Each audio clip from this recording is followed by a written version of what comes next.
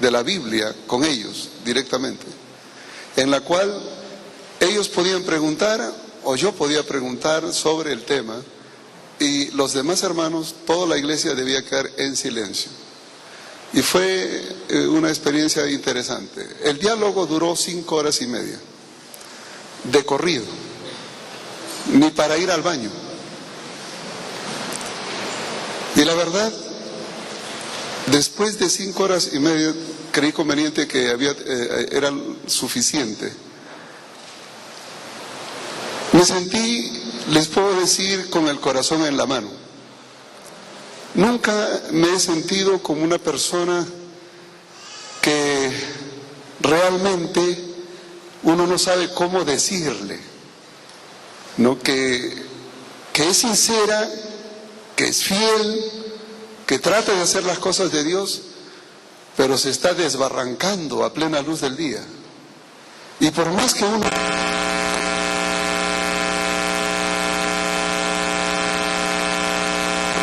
¿Cómo se siente usted cuando ve eso? Realmente es una tragedia, pero esa es la forma como yo me sentí después de 5 horas y media de conversar con ellos.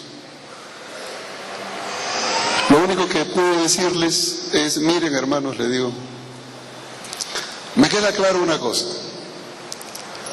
que ustedes, en primer lugar, dejaron de ser parte de la Iglesia Adventista del Séptimo Día. Ustedes no son. Y son mentirosos, porque la Biblia dice que el que levanta falso testimonio, el que no dice la verdad, es mentiroso. Ustedes son mentirosos porque vienen aquí a la iglesia y dicen que son adventistas del Séptimo Día, cuando no lo son. Hoy día la iglesia ya no tendrá que decir si es adventista del Séptimo Día, sino... Hermano, ¿es usted adventista del Séptimo Día y da diezmos y ofrendas en la iglesia adventista del Séptimo Día aquí en la UNAC o dónde las da? Porque le garantizo una cosa, un davidiano nunca dará ofrenda ni diezmo, siquiera pensar en dar eso en la iglesia adventista. Entonces, si uno quisiera detectar quién es davidiano, le decía, pastor, es muy fácil. Pídele a los diáconos que pasen los platillos, den ofrenda. El que no da, ese hay que sospechar que...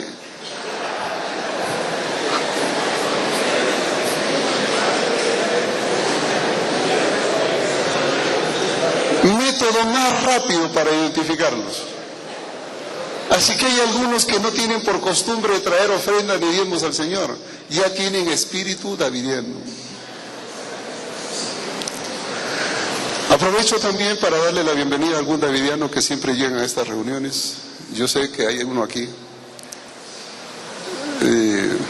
Digo porque los huelo. He dialogado tanto con ellos, he estudiado acerca de ellos, que quiero decirles que son, para mi criterio, son fáciles de identificar. Pero yo no los voy a hacer quedar mal. No. Porque esa no es nuestra intención.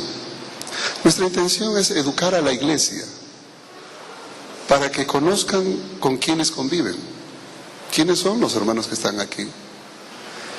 Y cuando ustedes conozcan quiénes son los davidianos, puedan saber qué hacer o cómo hacer. En aquella discusión que tuve con ellos la primera vez, quiero decirles que tuve que leer mucho acerca del profeta Víctor Jutev. Yo había escuchado de ellos, pero nunca había tenido la oportunidad de leer profusamente acerca de él. O sea, una cosa es escuchar y otra cosa es leer. Así que para esa oportunidad me puse a leer todos los escritos davidianos. Y créanme, que después de pasar 10 horas diarias leyendo escritos davidianos, como que uno se satura. Porque encontrar por allí una cosa jalada de los pelos, decimos, bueno, de cuando en cuando a alguien se le puede ir, ¿no? Un error por ahí. Pero cuando usted encuentra error tras error, tras error, tras error y todas las páginas, ya eso es una cosa como que satura. Llega al punto donde uno no sabe si reír o llorar. ¿Este es un chiste de mal gusto o qué está pasando? ¿Es que realmente haya gente que pueda creer semejante cosa? Es lo más triste. es que sí lo hay. Yo conozco gente loca, pero he descubierto que hay gente más loca todavía, que creen a esos locos. Estos hermanos davidianos siguen a un profeta. Y aquí yo quiero hacer una observación muy clara. Mis hermanos, nosotros no seguimos a ningún profeta. Si alguno de ustedes piensa que nosotros seguimos a Elena White, está equivocado. Nosotros no seguimos a Elena White. Nosotros seguimos la Biblia. Elena White es una mensajera de Dios. Estos hermanos siguen lo que dice su profeta, Víctor Jutef. Y hay que tener mucho cuidado cuando se sigue a un hombre. Nosotros necesitamos entender cómo usar los escritos bíblicos. Y estos hermanos están fanatizados. Y son una secta que se ha enclaustrado en la Iglesia Adventista del Séptimo Día. De aquí nadie los mueve. En Estados Unidos, para que ustedes entiendan cómo cuando ellos empezaron, en Estados Unidos los hermanos le dijeron: hermanito, o sale o lo sacamos. Y como no querían salir, porque no van a salir, ¿qué creen que hacían? Traían a dos de esos diáconos bien fornidos y lo cogían el hermanito y lo levantaban prácticamente en el aire y lo sacaban y lo ponían afuera, y ni bien el hermanito estaba afuera, cogía el piso, inmediatamente se metía de regreso. ¿Y saben por qué? ¿Saben ustedes por qué no podrán la Iglesia Adventista desprenderse de un davidiano? Porque ellos son como el parásito. Realmente son parásitos espirituales. Y uso esta ilustración no para decir que son parásitos en el sentido biológico. Es una ilustración y lo digo así con cariño. Pero así como un parásito no puede vivir sin un huésped, un parásito necesita un huésped. Porque si no hay ese huésped, el parásito se muere. Eso lo sabe todo el mundo. De la misma manera, ellos necesitan de la Iglesia Adventista. Tienen que estar aquí dentro de la Iglesia Adventista. Porque si no están dentro de la Iglesia Adventista, ese movimiento se muere. ¿De dónde se nutre el movimiento davidiano? De la Iglesia Adventista. ¿Y cuál es el problema de la Iglesia Adventista? Número uno, es que no existe hoy una tendencia a un estudio serio de la Biblia. No hay. Nos hemos relajado en el estudio de la Biblia. Eso de que nosotros somos el pueblo de la Biblia como que era para el tiempo de mis abuelitos, tiempo de mis padres. Hoy día como que ya no.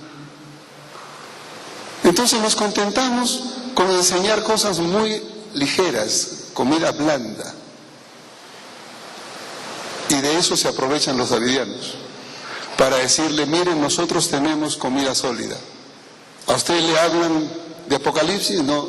¿Le hablan de profecía? No. Mire, véngase, yo le voy a enseñar lo que está aquí. Entonces nosotros como iglesia tenemos cierta responsabilidad. Yo le decía a los administradores en México, les digo: nosotros tenemos responsabilidad como pastores cuando no tenemos un programa de predicación que contemple profecías, elementos del fin o temas que nutran a la iglesia en esa dirección, donde los davidianos y donde las otras denominaciones o grupos disidentes están atacando. Necesitamos que la iglesia escuche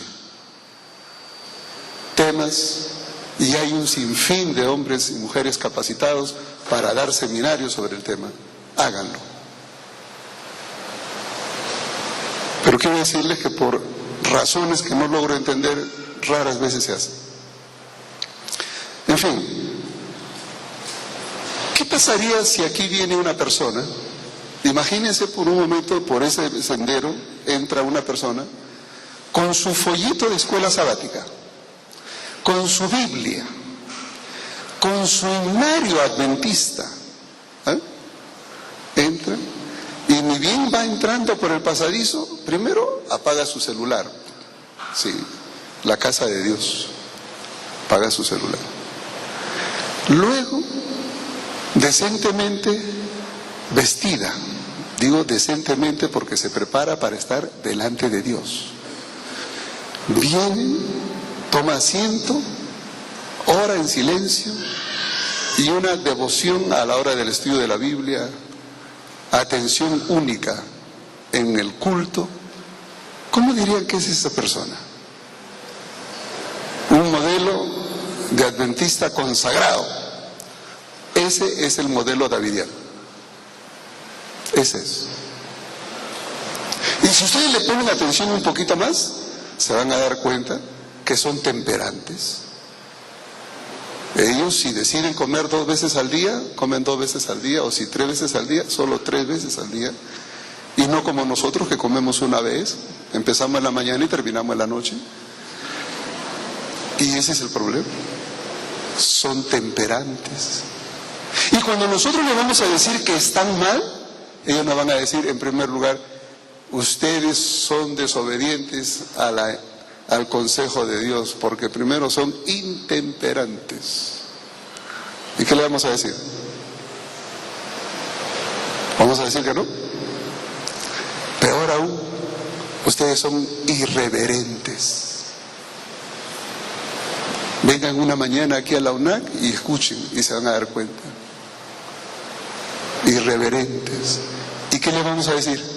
¿No, eso no es cierto?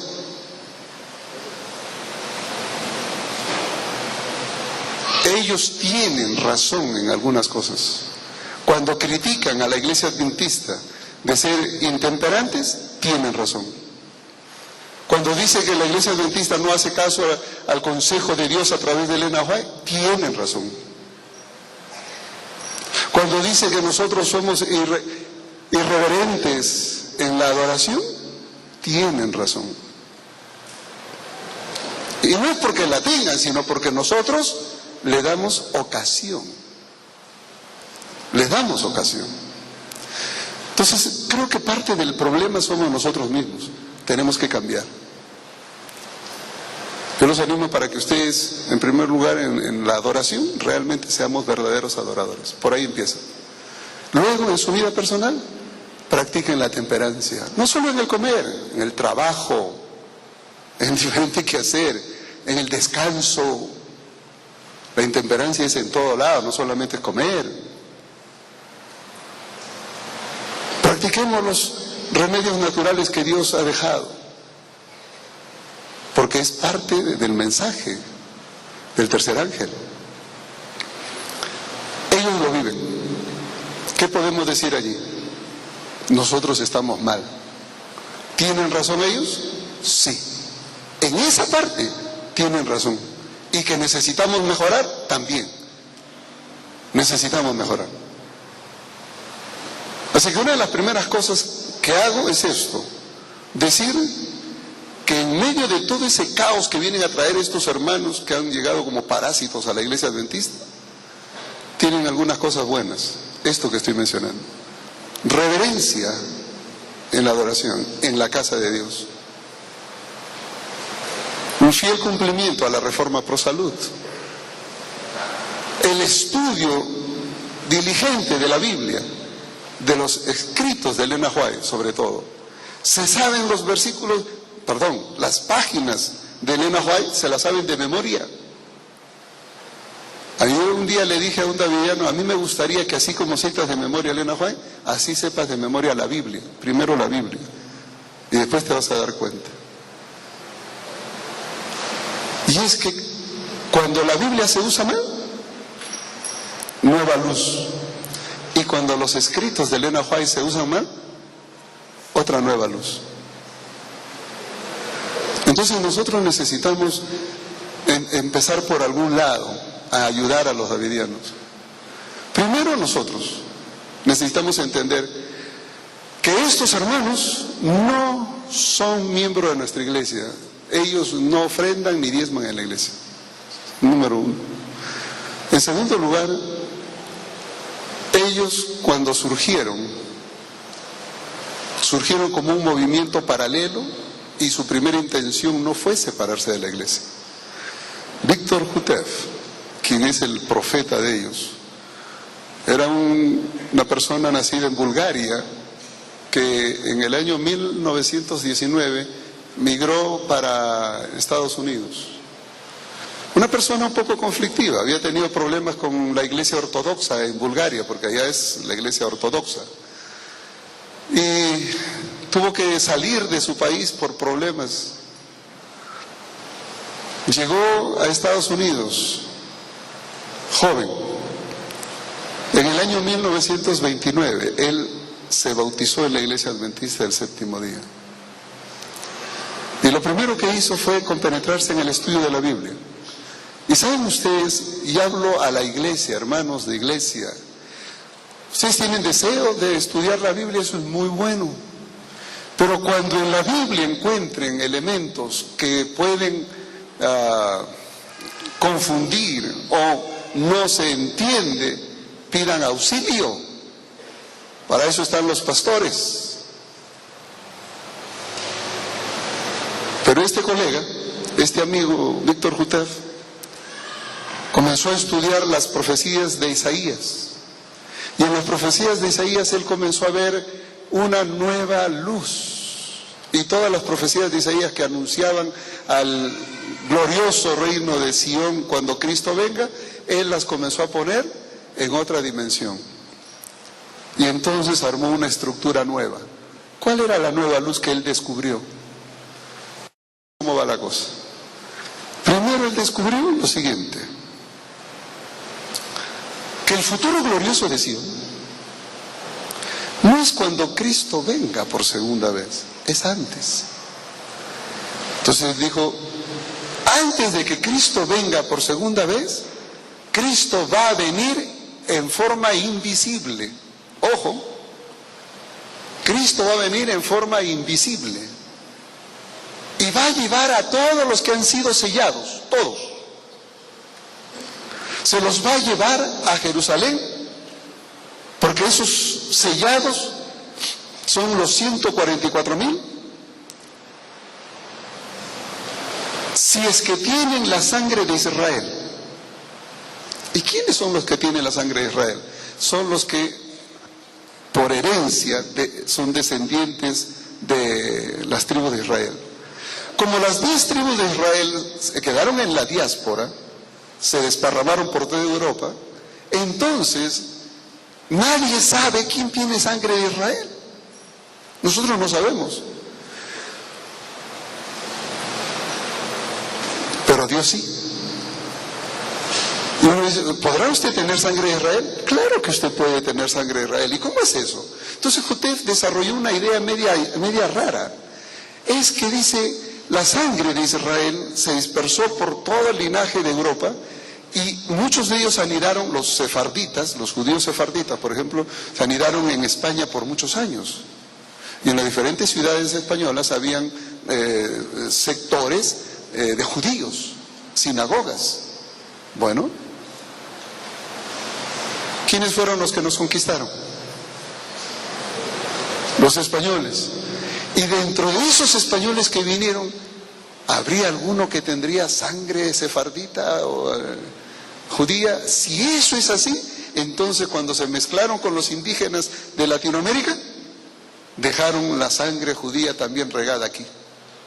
Así que si usted tiene sangre judía, aunque no sea judío, pero tiene sangre judía, y recibe el mensaje de la vara del pastor, usted es uno de los 144,000, garantizado. Ahora, si usted no tiene sangre judía, pero recibe el mensaje de la vara del pastor, entonces viene el premio consuelo. Usted no será de los 144,000, pero será de la gran multitud que acompaña a los 144,000. Pero los 144,000 son literales. Y entonces usted descubrió esa nueva luz, que esos 144,000 literales serían reunidos por Cristo, quien vendría en forma espiritual, invisible, vendría para fundar su reino en Jerusalén, sacar de allí a los judíos, a los árabes y poner su reino eterno allí. Ese sería el cumplimiento de la profecía de Daniel 2. Porque según ellos, la piedra que cae sobre Daniel 2, sobre los pies de la estatua, esa piedra, ese es el movimiento davidiano. Los 144,000 que vienen a formar un reino en Jerusalén, y de ahí se hace un monte grande. Cuando Cristo inaugura el reino invisible, entonces ocurrirían dos cosas. La primera, una vez instituido ese reino, los 144,000 serán llevados literalmente a Jerusalén, la gran multitud esperará. La primera cosa que va a ocurrir es que en las iglesias adventistas, todos aquellos que no aceptaron el mensaje davidiano serán muertos. Los ángeles del Señor vendrán y aniquilarán a todos los adventistas del séptimo día que rechazaron el mensaje de la vara del pastor. Y con eso prácticamente le están diciendo: hermanito, si usted rechaza, sepa que se está condenando a muerte. En segundo lugar, lo que va a ocurrir es que después que se mate a los adventistas que rechazaron el sellamiento de Dios, los 144,000 irán a todo el mundo. Y esa será la predicación del fuerte pregón. Y toda la predicación será para convertir al mundo gentil, a todas las naciones, tribu, lengua y pueblo. Y todos los que se conviertan allí serán parte de la gran multitud. Y aquí hay varios problemas. Varios. En primer lugar, ¿dónde en la Biblia se insinúa siquiera que Cristo va a venir en forma invisible a poner un reino en Jerusalén en forma literal antes de su segunda venida? ¿Dónde? ¿Dónde está? No hay. No hay. Lo que pasa es que el amigo Jutef, él tomó algunos textos bíblicos y le dio una interpretación literal y antojadiza. Claro, si yo me pongo a hacer eso, puedo inventar un catálogo nuevo de doctrinas. Pero el problema no es qué es lo que a mí me gustaría, sino qué es lo que la Biblia dice. Entonces, Víctor Jutef tuvo una interpretación errada de las Escrituras. Lo curioso de este hombre es que él se atrevió a escribir todas esas cosas. Las escribió en dos libros. Primero, él escribió un volumen y después el segundo. Se llamó La vara del pastor. El primer volumen apareció en el año 1930. La vara del pastor. El segundo volumen apareció en 1932, cuando él estaba siendo, vamos a decir, desfraternizado. Estaba en estudio para su desfraternización. Él publicó esos dos libros. En esos dos libros él pone la esencia de sus enseñanzas, La vara del pastor. Quiero decirle que ustedes pueden encontrar esos libros ahora en español, en la web, están en páginas en la red, ahí existe. Solamente tengan en cuenta una cosa: si usted sabe manejar el veneno, con cuidado, pero si no lo sabe manejar, ni se acerque, ¿no? Una vez yo encontré a alguien que estaba con ácido muriático y estaba limpiando unos waters, ¿cómo se llama eso? De los baños, toilets, esas cosas ahí. Y entonces veía cómo echaba y le echaba el ácido al agua y le decía, no hagas eso. Si tú le echas al agua te va a salpicar. Échalo por los costaditos, que vaya por el costadito. Ah, dice, con razón, ya me había quemado varias veces. Sí, le digo, es que no se puede echar un ácido al agua, reacción inmediata. Pero si se lo echa por el costadito, como está, es una reacción más lenta, no pasa nada. Así se manejan los ácidos. Ah, ese hombre estaba manejando ácido sin saber y se quemaba varias veces y se le salpicaba. Así es la doctrina davidiana. Si usted no sabe manejarla, no se meta. Quiero decirle que esto no es para todos. Esto no es porque algunas personas dicen, entonces yo voy a ir y leer y a ver qué onda, ¿no? ¿Cómo está la cosa? No. Tengan cuidado. Simplemente le digo eso. El veneno es veneno y mata. Así que tenga cuidado cómo lo maneja. Esos dos libros están en la web, están en español, han sido traducidos. Existen toda la literatura en inglés, de la cual casi el 70-80% ya está en español. Así que es fácil acceso a eso ahora. Víctor Jutef, además de escribir esos dos libros, escribió una serie de tratados, donde él ponía preguntas y respuestas, preguntas y respuestas, preguntas y respuestas. Y los puso como folletitos y ponía tratado 1, tratado 2, y son 5 tratados. Así que la serie de tratados. Después hizo dos series, cada serie tenía 16 folletos y le tituló Códigos Simbólicos.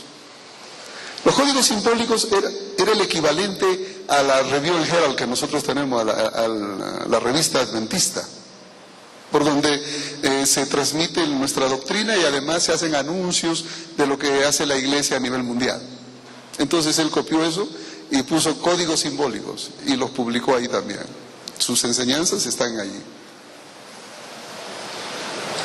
Publicó otras series, libros, folletos. Hay uno que se llama El reclutador de la Casa Blanca, para explicar cómo fue tratado él por la Asociación General. Según él fue maltratado, que lo trataron mal.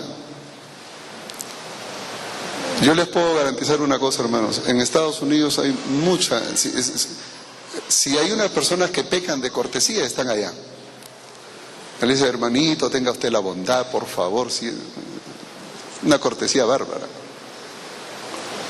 Y dice que lo maltrataron. Es posible. Yo no estuve allí, así que yo no puedo decir cuán cierto sea lo uno o lo otro. Lo único que les puedo decir es que si le piden a usted por favor que se retire y usted no quiere salir, si algún hermanito lo levanta en peso y lo saca, ¿eso es maltrato? Si usted siente que eso es maltrato, es probable que sea maltratado entonces. Porque muchos de los seguidores de Jutef fueron así. Entonces todas sus enseñanzas están en folletos, están en esos tratados, en esos libros, y el conjunto de todos esos libros tienen un nombre. Ese conjunto de libros, de enseñanzas de Víctor Jutef, se llama La Vara del Pastor. Así que cuando usted escuche la enseñanza de la vara del pastor, es la enseñanza de todos los escritos de Víctor Jutef. Eso es lo que significa la vara del pastor. Entonces, la vara del pastor es un término que se le da a los escritos de Víctor Jutef. Es como los escritos de Elena White, ¿cómo le llaman? Los escritos, el espíritu de profecía o la pluma inspirada. Bueno, ellos dicen la vara del pastor, para referirse a los escritos de Víctor Jutef. Así que nosotros podemos, al leer sus escritos, tener una idea muy clara de lo que él enseña, muy clara. Lo cierto es que Víctor Jutef al comienzo no quiso separarse, pero cuando él fue desfraternizado, él formó un movimiento paralelo. En 1935, él organizó su iglesia llamado de esta manera: Asociación General de los Adventistas del Séptimo Día de la Vara del Pastor. Observen ustedes que tiene exactamente el mismo nombre de nuestra iglesia. Asociación General de los Adventistas del Séptimo Día. Ese es el nombre oficial de nuestra iglesia. Y ellos le agregaron de la Vara del Pastor. Y así fue registrada ante el gobierno americano.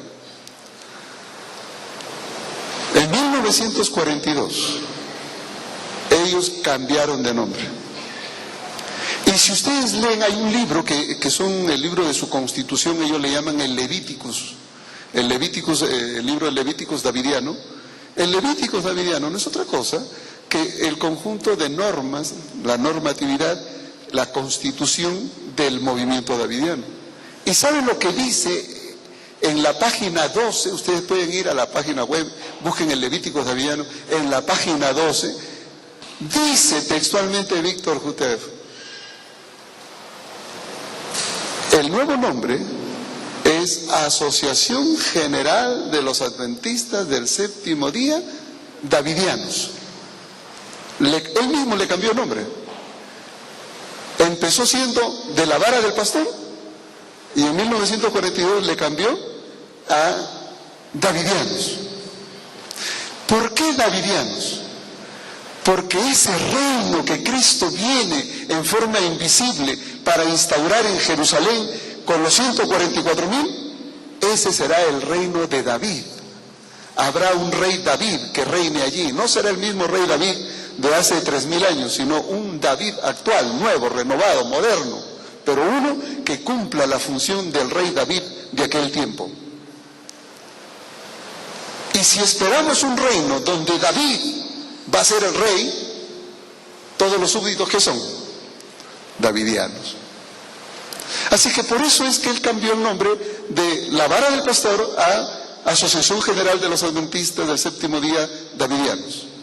Y en la página 12 dice lo siguiente: este grupo es una rama, y quiero subrayar eso, rama, separada de la iglesia adventista del Séptimo Día, que es la iglesia decadente. Y allí nos define a nosotros como la iglesia decadente. En otras palabras, según la constitución davidiana, ellos son el remanente del remanente.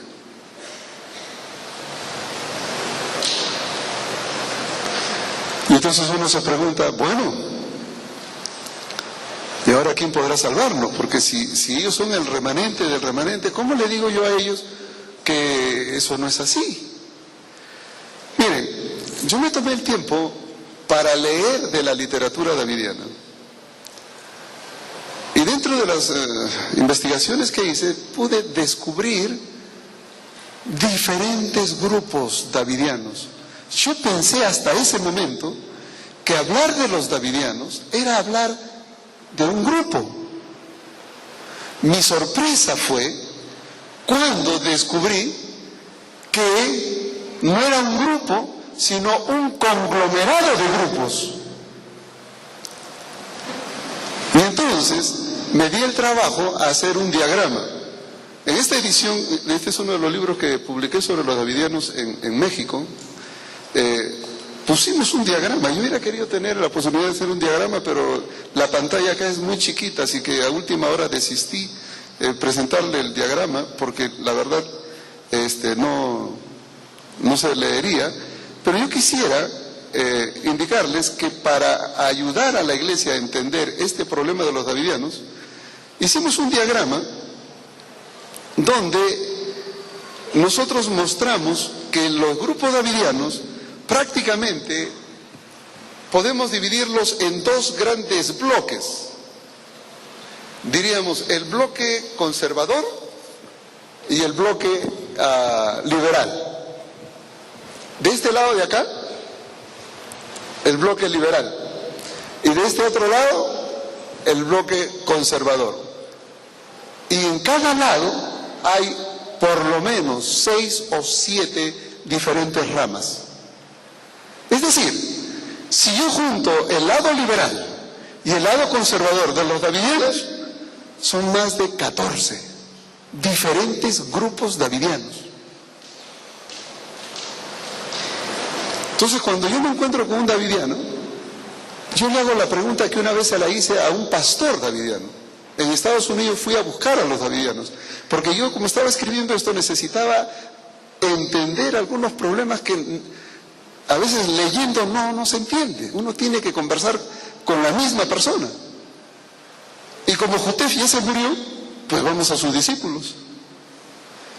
Y busqué a uno y le dije la pregunta del millón: ¿cómo sé yo?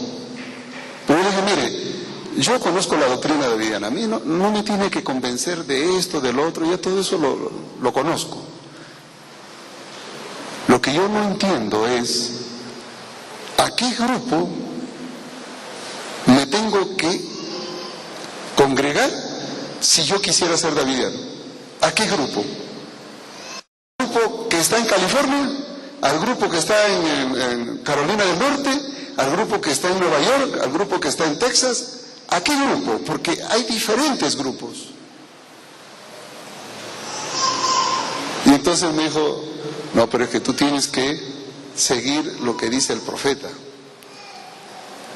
¿Y qué dice el profeta? Y entonces ahí me sacó una profecía de Miqueas, donde decía que el pueblo de Dios estaba en el centro de la tierra, puesto por Dios en el centro de la tierra. El centro de la tierra. Entonces yo dije, sí, y me dice, nosotros estamos en el centro de la tierra. Los otros grupos no, nosotros estamos en el centro de la tierra. A ver, explícame un poquito cómo es eso del centro de la tierra. Me dice, mira, de la costa atlántica a la costa del Pacífico, Estados Unidos. De esta costa atlántica a la del Pacífico, el centro está aquí en Waco, Texas. Aquí estamos nosotros. Ese es el centro de la tierra y ahí está nuestra sede. Nosotros somos el pueblo genuino porque estamos en el centro de la tierra. Madre mía, dije. ¡Qué barbaridad!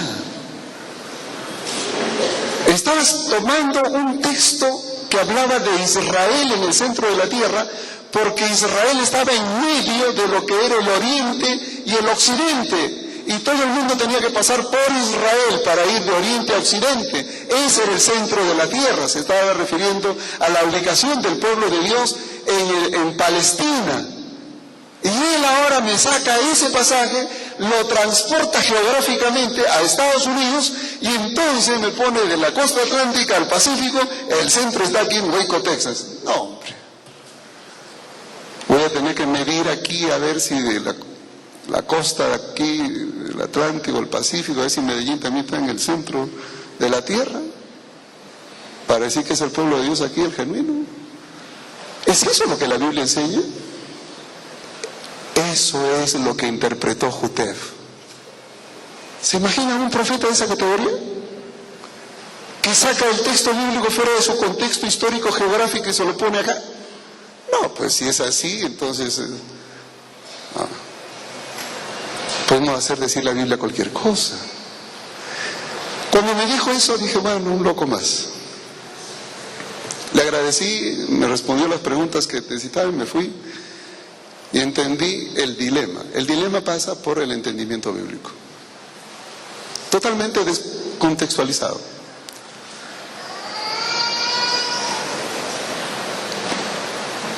Jutef dio origen a dos ramas. Y voy a explicar por qué hay rama liberal y rama conservadora. Porque si ustedes no entienden esto, van a confundir muchas cosas. Yo escucho muchos comentarios y digo, es que no es así. He leído varios artículos, inclusive alguien me mandó de Estados Unidos una vez un documento, me dijo, mira, yo no puedo ir a una convención, pero tú vas a estar ahí, lee mi documento. Y yo fui a esa convención y no leí el documento, porque no me llegó a tiempo en primer lugar, y me llegó después que terminó la convención. Así que lo que hice yo fue exponer mi concepción del problema. Pero cuando me llegó el documento, lo leí y dije, no, o sea, aunque me hubiera llegado a tiempo, yo no lo leía. Primero porque no estaba de acuerdo con lo que estaba escrito ahí. No lo podía leer. Y entonces, cuando regresé, lo llamé al colega, un profesor de Andrews, y le dije, hermano, no leí tu documento simplemente porque no me llegó, pero aunque me hubiese llegado, tampoco lo leía. Simplemente por una razón. Tu documento tiene confusión. Ahí estás uniendo dos problemas en uno y tienes que separar. Y le expliqué la razón. ¿Cuál era? Es que mucha gente comenta de los davidianos como que fuera un solo bloque. Y son dos. Por eso es que yo entiendo a los davidianos. Si hay alguno aquí, quiero decirle que en ese sentido yo tengo que ser honesto, no puedo acusarlo de lo que no son. Yo entiendo cuando se molestan, cuando dicen así no es. Por supuesto que así no es. Yo sé que así no es, pero eso no quiere decir que estén bien. Hay dos bloques y hay que separarlos. ¿Cuáles son los dos? El bloque liberal, que fue organizado en 1955, cuando Jutef murió en febrero 5 del 1955. En ese momento, Benjamín Roden, uno de los seguidores de Víctor Jutef, se separó de la rama principal porque hasta la muerte de Jutef era un solo movimiento. Claro, mientras el papá vivía, un solo movimiento. Pero cuando él murió, en el 55, Benjamín Roden se separó y entonces formó lo que él llamó la rama davidiana. Ese fue el nombre que le dio, rama davidiana, o en inglés lo que se conoce como el branch Davidian. Este branch Davidian es muy importante porque él se separó un poco, se radicalizó de la idea de Jutef. ¿En qué sentido? Jutef enseñaba que la matanza, ¿se acuerdan del reino que va a ser instaurado en Jerusalén? Y tan pronto el reino se ha instaurado, ¿qué va a pasar? Dos cosas. Primero, los adventistas serán muertos. Esa es la matanza de Ezequiel 9. Esa matanza, decía Jutef, la van a ejecutar los ángeles de Dios. Los ángeles de Dios vendrán y así como en Egipto cortarán cabeza, pero a todos los adventistas que rechazaron el mensaje de la vara del pastor. Pero Benjamín Roden, él tomó un distanciamiento de esa posición y Benjamín Roden dijo, no van a ser los ángeles del Señor, vamos a ser nosotros. Fue Benjamín Roden el que tomó la interpretación de que eran los mismos davidianos quienes debían ejecutar la matanza de Ezequiel 9. Y esa es la razón por qué entonces él comenzó a armarse y a equipar a la iglesia davidiana radical para que entrenen al tiro al blanco, porque tenían que cumplir una misión. ¿Cuál? Ejecutar la matanza de los adventistas que despreciaron el mensaje davidiano. Entonces, entre el bloque conservador, los conservadores dicen que la matanza, ¿quiénes la harán? Los ángeles. Los radicales, con Ben Roden, su fundador, dicen no son los ángeles, somos nosotros. Y entonces cuando usted le dice a un davidiano, ustedes son criminales porque van a venir a matarnos según la matanza de Ezequiel 9, el davidiano ¿qué le va a decir? No, es que no es así, usted, no, si usted, es que no es así. Y hermanos, no es así. Todos los davidianos que están viniendo aquí a Medellín y están aquí en Colombia, todos, por la literatura que distribuyen, que tienen su portada, los que han recibido el folletito pueden mirar, debe decir ahí, Asociación Publicadora Universal. Esa Asociación Publicadora Universal se originó en Nueva York por un grupo de jamaiquinos que luego tradujeron al español, vinieron a México y de México saltaron a Latinoamérica. Vienen de esa línea. Ellos son conservadores. Y ustedes le dicen a esos hermanos que ellos son asesinos porque van a venir a hacer la matanza de Ezequiel 9, y dicen, no, es injusto, nos están levantando calumnias, están mintiendo. Hermano, eso dicen porque no saben, no nos conocen, ¿no? ¿Ustedes se dan cuenta de lo que estamos haciendo? Usted no le puede decir eso a un davidiano, porque eso no es cierto. Ellos son conservadores, ellos piensan que son los ángeles de Dios quienes van a hacer el trabajo. En el grupo radical, Ben Roden murió en el año 1978. Cuando él muere en el año 78, su esposa Luisa tomó el poder. Siguió el ejemplo de Jutef. Cuando Jutef murió en el año 55, ¿quién cree que tomó el poder? La esposa. La esposa. Y fue esa razón la que motivó a que algunos, no solo Benjamín Roden se separó, sino que hubieron otros que también se separaron. Y dentro de esos otros hay un nombre que es el que más se ha empeñado en trabajar en el asunto de publicaciones. Su nombre es Donald Adair. Si ustedes alguna vez escuchan a Donald Adair, él todavía vive, debe tener alrededor de 82, yo calculo que por la edad debe estar entre los 82 y 84 años, más o menos. Vive en la ciudad de Salem, en Carolina del Norte, él ha sido uno de los grandes publicadores, literalmente en masa, de las publicaciones de Víctor Jutef. Él hizo de las publicaciones de Víctor Jutef lo que la hermana Huay dice que hay que hacer de sus publicaciones, que deben distribuirse como hojas de otoño, literalmente. Bueno, Donald Adair, él escribió un libro donde él cuenta su testimonio, cómo conoció el mundo davidiano y cómo lo percibió él. Él conoció a los davidianos en su juventud. Tendría entre 18 y 19 años cuando conoció a Víctor Jutef. Se quedó con Víctor Jutef y Víctor Jutef, el profeta davidiano, fue su maestro. Y él lo único que conoce es la doctrina davidiana porque se crió a los pies de Jutef. Y cuando Jutef murió en el 55, si alguien debía ser considerado un colaborador del movimiento, debía ser Donald Adair y otro hermano Barden, que había sido inclusive obrero en la iglesia adventista. Pero no, la esposa Florence Jutef tomó el poder y eso hizo que Adair se retirara, al igual que Benjamín Roden originara la rama davidiana. Adair se retiró, pero no originó nada, simplemente se retiró y formaron lo que sería luego el movimiento de restauración.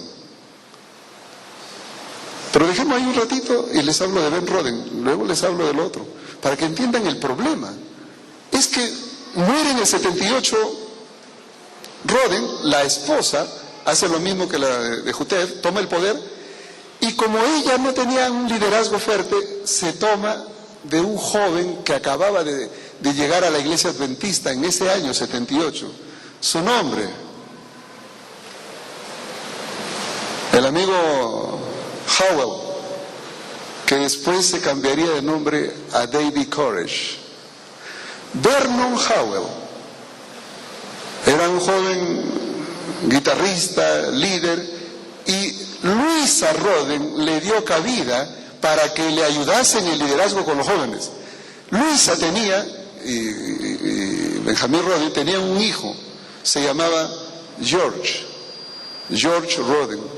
En realidad el hijo debía ser el que debía estar ahí, pero el hijo era no era muy dinámico, que digamos. Vernon Howell tenía más chispa, tenía liderazgo. Y entonces la esposa usó a Vernon Howell.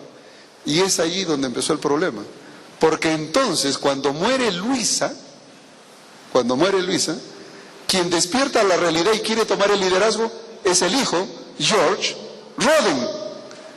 Pero se encuentra con que Howell había captado el liderazgo de todos los jóvenes. Y entonces, como no pudieron solucionar sus problemas a buenas, ¿qué creen que hicieron? Cogieron a tiros, porque como tenían armas ellos, adventistas, davidianos, se cogieron a balazos, literalmente, y fueron a corte. Y el juez dice, bueno, nosotros tenemos que legislar el problema de líos de aquí de las balas, pero de ahí de la iglesia ese es el problema de ustedes. Y entonces dijeron, si este es un problema religioso, el juez dijo que la iglesia decida quién quiere ser su líder y que ese sea, ese es el problema de la iglesia. Y la iglesia decidió que Howell sea su líder, porque él había estado con ellos. Y es así como Howell aparece como líder de esa rama davidiana. Se cambió del nombre a David Koresh y la historia de él termina en 1993, en abril, cuando murió calcinado con otras tantas personas allí, entre niños y mujeres. Y créanme que hasta el día de hoy hay gente que espera que él resucite conforme el Mesías resucitó al tercer día. Primero pensó que eran a los 3 meses, después a los 3 años. Siguen esperando. Así que el movimiento de David Koresh no ha muerto, sigue latente, está latente. Pero quiero decirles algo más. Resulta que paralelo a Howell, como se cogieron a balazos con George Roden, entonces un grupo de la rama davidiana decidió organizarse de otra manera. Y un señor llamado Charles Pace organizó una congregación separada de Koresh, y luego Teresa Moore organizó una congregación liderada por mujeres de la misma rama davidiana, y ellos siguen activos en diferentes lugares de Estados Unidos. Es decir, la rama radical no ha muerto. Siguen los seguidores de Teresa Moore o de Charles Pace, siguen allí, y los de David Koresh todavía siguen esperando que resucite y están ahí latentes. Así que decir que la rama davidiana, aquellos que creen que son los encargados de matar a los adventistas del séptimo día, se acabaron con la muerte de Koresh, están equivocados. Están ahí. Lo bueno de esto, ¿saben qué es, hermanos? Es que ellos no han salido de Estados Unidos, ellos están allá. El problema es allá. Los que nos visitan aquí son harina de otro costal.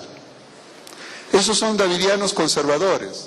Son aquellos que creen que la ejecución de la matanza la va a realizar los ángeles. Ya. O sea, no tenemos que achacarles a ellos lo que otros dicen. Son davidianos, pero de otro lado. ¿Ok? Hay que hacer la diferencia. Ahora, dentro de ese grupo existen el grupo de Florence Kutef. ¿Le digo qué hizo Florence? Para que vean el error davidiano. Claro que los davidianos aceptan esto y ellos critican a Florence Kutef, por supuesto. Y es que Florence Kutef, la esposa de Víctor Kutef, fue una impostora. Sí. Porque ella, en el año 1955, tomó el poder del grupo davidiano central en Monte Carmelo, y entonces, en noviembre de ese año, dijo, bueno, mi esposo era profeta y yo también tengo que ser profeta. Y se le ocurrió haber tenido un sueño, según ella, donde los 1260 días, la profecía de 1260 días de Apocalipsis 10:11, se volvería a cumplir, pero en forma literal. Y entonces, cuando se cuenta de noviembre de 1955, caía el 22 de abril de 1959, los 1260 días. Y entonces él dijo, el 22 de abril de 1959, Cristo viene para instaurar el reino. Puso fecha para la venida de Cristo y la instauración del reino. Es decir, Cristo invisible viene a instaurar el reino davidiano en Jerusalén, 22 de abril de 1959. Lógicamente, se convocó a todos los davidianos el 16 de abril, una semana antes, se los convocó para que haya una semana de reavivamiento en preparación para todos los que vayan a ser trasladados al reino, a la inauguración del reino. Bueno, ¿quiénes creen que fueron allí? Miren, allí no solamente estuvieron los seguidores de Flores Juteaf, sino que por si acaso no vaya a ser cierto, ahí también estuvo Benjamín Roden, aquel que había hecho la rama davidiana, vino a esa congregación, a esa convocatoria. Donald Adair, quien se había separado porque el liderazgo de la mujer no era el adecuado según él y se retiró, y de hecho fue desfraternizado por Flores Juteaf, él también vino a la convocación. O sea, me habrán borrado todo lo que quiera, pero yo soy davidiano, decía él. Y llegó ahí, por si acaso, no sea que sea realidad lo del reino y yo me quede afuera. Y esperaron el 22 de abril. ¿Y qué creen? Pasó nada. No pasó nada.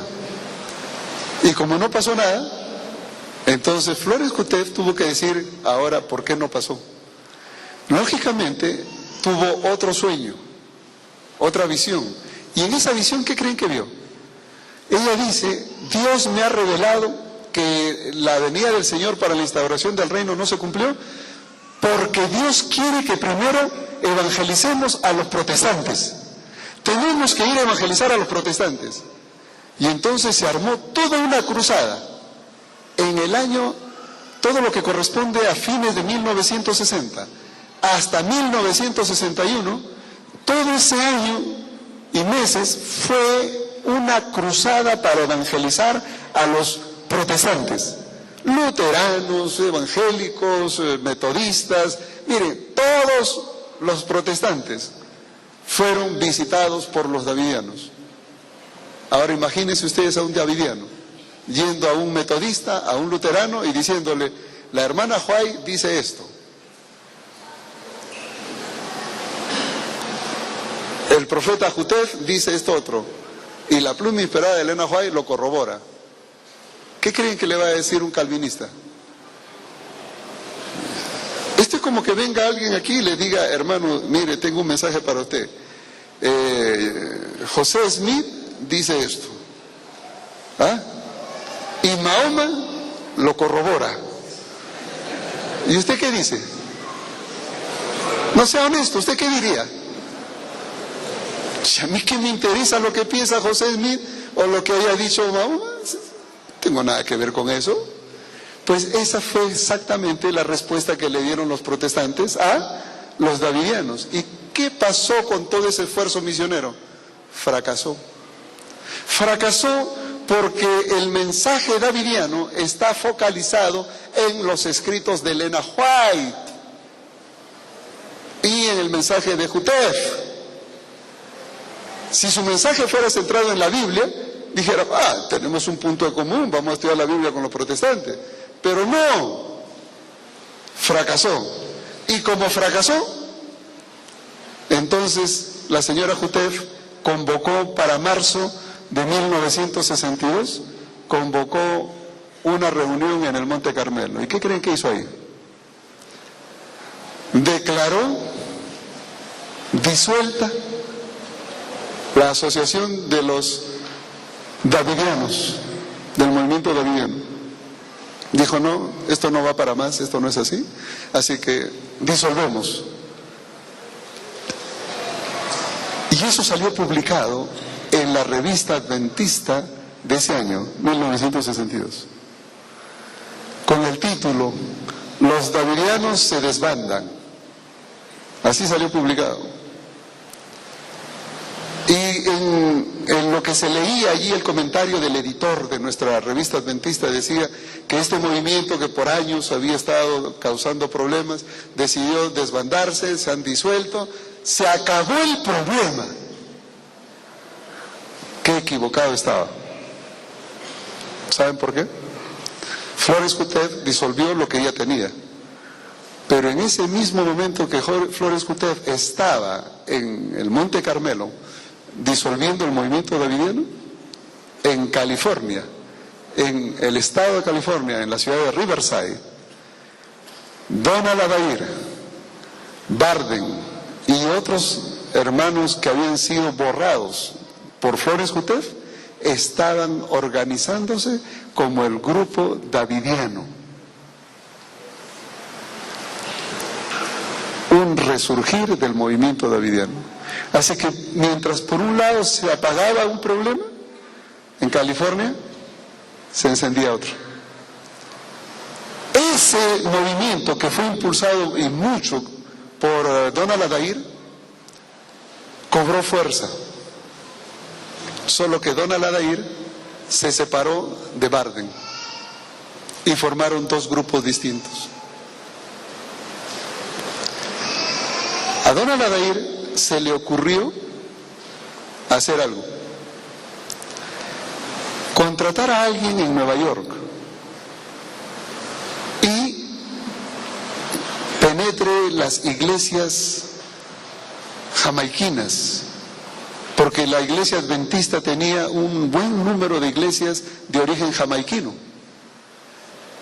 Y entonces contrataron a un señor, y aquí les tengo el nombre, pues yo lo puse aquí con nombre y apellido, Tony Hibbert. Tony Hibbert fue contratado por Donald Adair para ir y predicar a los adventistas de Nueva York, especialmente a los de raza negra de origen jamaiquino. Y Tony Hibbert tuvo un éxito rotundo. Dividió a la iglesia adventista. Y cuando vio que el grupo estaba bueno, ¿saben qué hizo? En el año 1982, él se constituyó como jefe del grupo davidiano de Nueva York. Entonces ya no estaba el grupo de Barden solo, estaba ahora el de Donald Adair. Perdón, Donald Adair, su sede es en la ciudad de Salem, en Carolina del Sur, no del norte, sino del sur. Y de paso, en Carolina del Sur, en la ciudad de Salem, es el único lugar en todo Estados Unidos y Latinoamérica donde la iglesia davidiana tiene un local propio. Los davidianos no tienen iglesia. Donald Adair fue el único que ha construido una iglesia davidiana. Bueno, Tony Hibbert se introdujo en Nueva York y Tony Hibbert fue el que organizó la publicadora, la Asociación Publicadora Universal, Tony Hibbert. Y yo me entrevisté con uno de los seguidores de Tony Hibbert, un pastor asistente. Dios me lo puso en el camino, porque si yo hubiera buscado las oficinas no los hubiera encontrado. Pero me lo puso en el camino. Y le dije, ¿por qué yo tengo que seguir el grupo de ustedes y no el de Donald Adair? Esa fue mi pregunta directa. Y le digo, si ustedes enseñan lo mismo, están usando los mismos materiales, publican lo mismo, ¿por qué yo tendría que unirme a ti y no a él? ¿Qué es lo que él tiene de malo? ¿Por qué no él y tú sí? ¿Cuál es el problema con Donald Adair?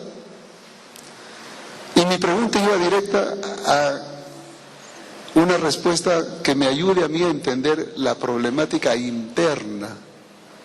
Cosas que no se publican, pero que se viven. Y lo que yo escuché me llamó la atención. Ese pastor me dijo, nosotros nos hemos separado de Donald Adair porque él es racista.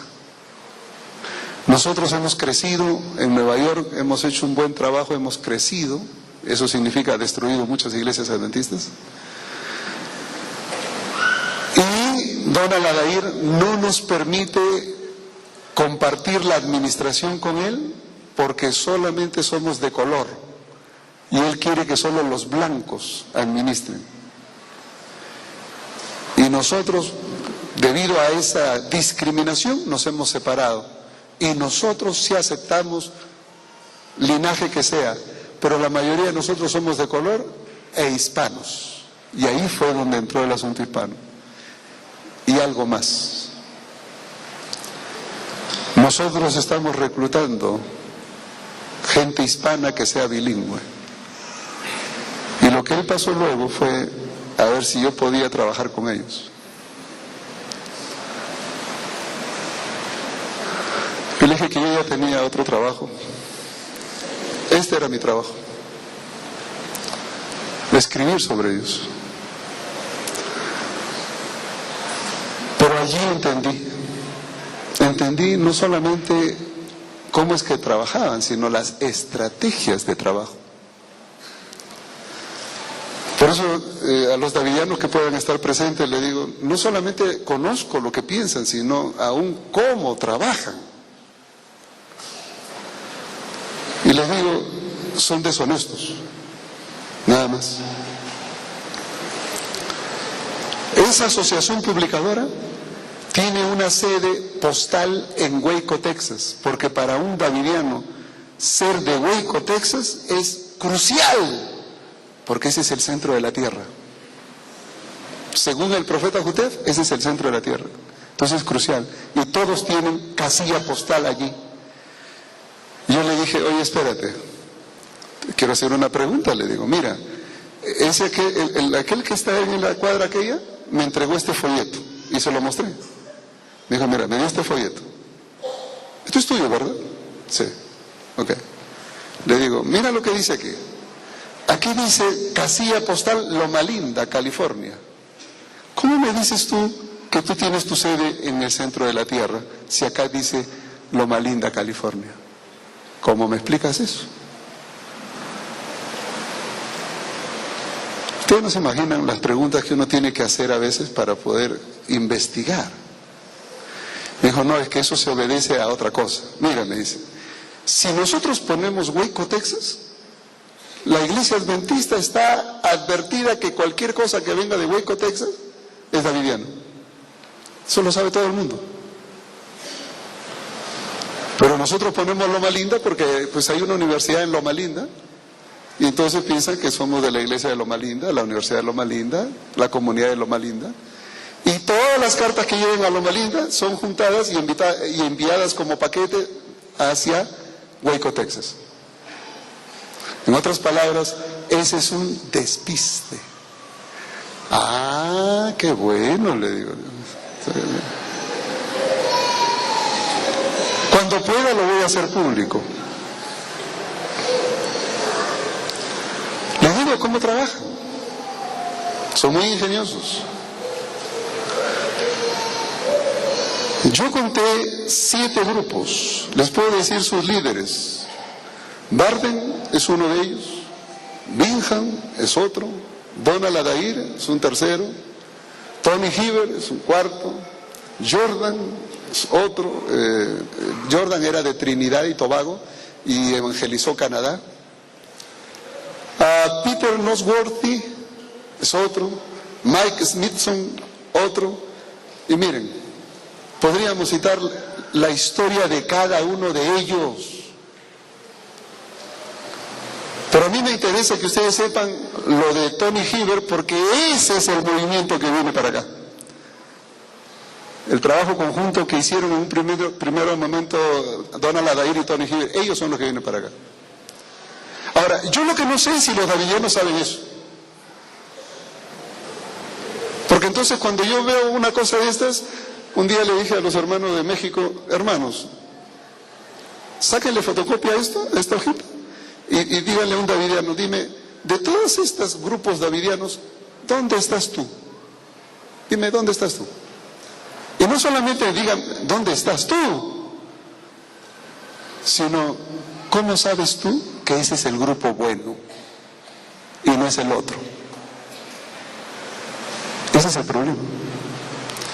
O sea, saber la historia de los davidianos no es solamente entretener el tiempo, no.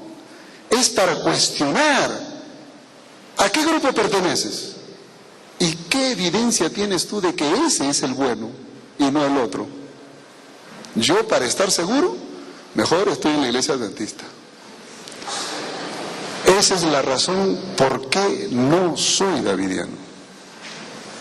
Y les digo por qué. Porque la hermana White dice que Dios no dirige grupos pequeños por aquí y por allá como ovejas descarriadas, sino que Dios dirige un pueblo. Voy a leerles una cita que la señora White tiene en cuanto a este asunto.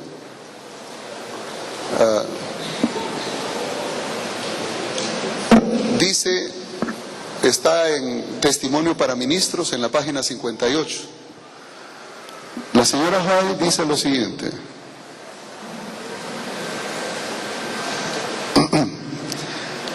Dios tiene una iglesia sobre la tierra compuesta por su pueblo escogido, que guarda sus mandamientos. Él está dirigiendo no a vástagos descarriados, no uno aquí y otro allá, sino a un pueblo. Dios dirige un pueblo, no está dirigiendo vástagos descarriados, cabecillas por aquí, cabecillas por allá. No. Así que hay que tener en cuenta este detalle. Ahora, ¿cómo enfrentar a un davidiano? Una de las cosas que a mí me incomodó y me indignó en cierta forma, yo tengo que, a manera de reflexión, también dar mi testimonio personal. Hay una cosa que me ha indignado y les digo qué es. No, esto es como decir cuando a uno le falta la santa paciencia, ¿no? Sí. Les digo qué es. Desde la primera vez que discutí con un grupo davidiano, ellos se arrogan la autoridad de discutir diciendo que los adventistas no tienen forma de demostrarle que ellos están en error. Y cuando leí la literatura davidiana, en su literatura, ellos citan que invitaron al secretario de la Asociación General, al departamental X de la Asociación General, del Hawaii State de la Asociación General y todo eso, y nadie le supo contestar a estas cosas. Por lo tanto, la iglesia adventista no puede refutar a los davidianos porque no tienen la verdad. Saben que están equivocados los adventistas, que los davidianos tienen la verdad. Y cuando yo leí todas esas cosas juntas, y que te lo digan en la cara, yo dije, no, este es el colmo. Recién entendí yo lo que significaba ese gesto de David cuando escuchó a Goliat decir, ¿y este incircunciso qué se ha creído este?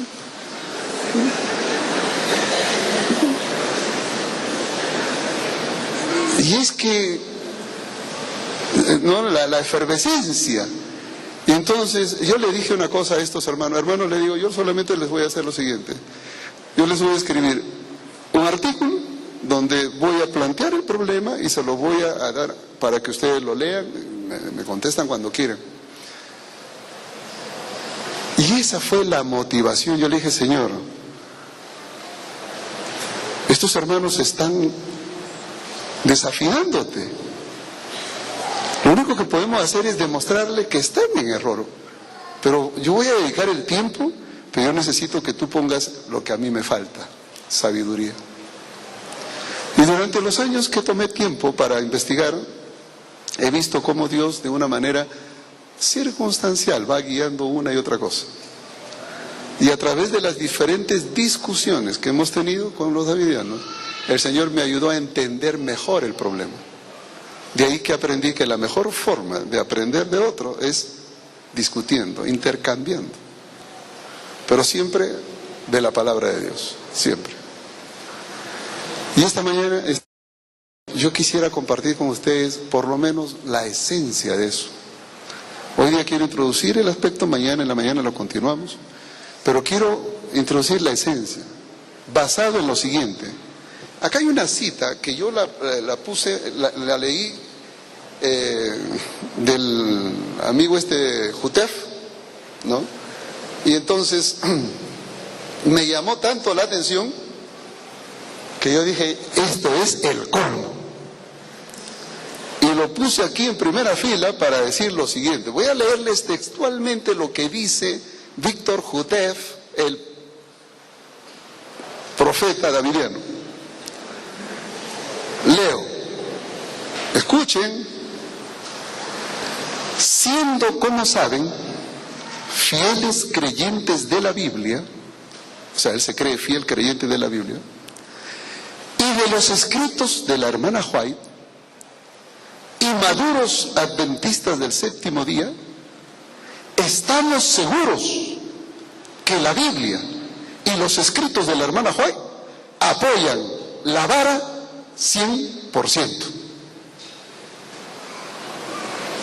¿Usted sabe qué significa esto? Esto es declaración de guerra.